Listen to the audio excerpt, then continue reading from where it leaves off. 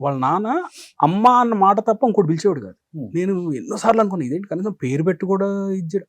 అమ్మ తప్ప ఇంకోటి వచ్చేది కాదు. ఓకే.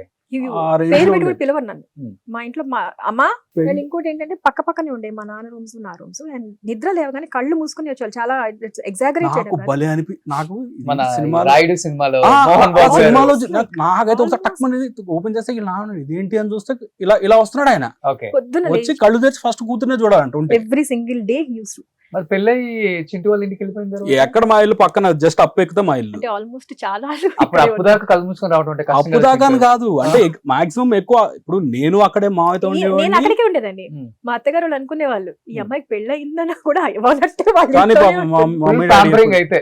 ఫుల్ చాలా. పాంపరింగ్. చాలా మా డాడీ ఇంకా ఎక్కువ పాంపర్ చేసేవాడు. మా డాడీ అయితే మా మా మామయ్య father. గారు అయితే నాకు అన్నం కలిపి తినిపించేవాళ్ళు కూడా. మేబీ ఈ సీన్ చూసి రాయుడులో ఆ సీన్ పెట్టారు.